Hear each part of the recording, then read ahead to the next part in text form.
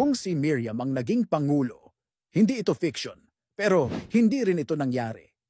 Ito ang kwento ng Pilipinas kung si Miriam ang naupo sa Malacanang. Noong 1972, may isang babae na tumayo sa entablado ng politika na punong-puno ng tapang, talino at prinsipyo. Siya si Miriam Defensor Santiago. Kilalang matapang, matapang magsalita, matapang lumaban, at higit sa lahat, matapang humarap sa mga higanteng kalaban ng gobyerno. Isa siyang abogado, propesor, dating hukom, at naging immigration commissioner na nilinis ang isang ahensyang dating pugad ng katiwalian. Dahil doon, nanalo siya ng Ramon Magsaysay Award for Government Service, ang Asian Nobel Prize. Pero hindi siya nanalo bilang presidente. Natalo raw siya, o mas tamang sabihin, ninakawan siya ng panalo, ayon sa kanya at sa libo-libong Pilipinong nagmarcha para sa kanya. Pero paano kung siya talaga ang nanalo? Siguro sa unang linggo pa lang, may mga opisyal nang nag-resign, hindi dahil pinilit, kundi dahil nahiya. Kilala si Miriam sa hindi pagtakip sa mali. Walang kaibigan-kaibigan sa katotohanan. Kung corrupt ka, ikaw ang unang sisingilin. Sa immigration pa lang noon, binuwag niya ang sindikato ng lagay system.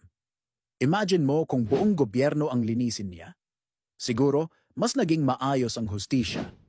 Si Miriam ang kauna-unahang Filipina na naging judge ng K-International Criminal Court.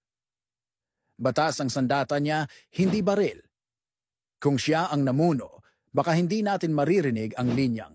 Wala tayong magagawa, may koneksyon kasi. Siguro, hindi tayo natakot manindigan. Miriam specialized in international law. Kung siya ang naging presidente, baka mas maaga tayong lumaban para sa West Philippine Sea. Hindi sa sigaw kundi sa prinsipyo. Baka mas maaga nating nakuha ang ruling sa Hague at mas maaga ring naipaglaban ang ating karapatan. Siguro, mas mataas ang kalidad ng edukasyon. Siya mismo ay cum laude sa UP at doctorate sa law sa Europe Scholar, hindi trapo.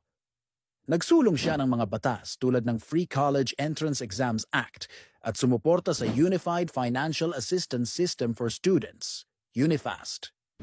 Para sa kanya, ang tunay na yaman ng bansa ay ang talino ng kabataan.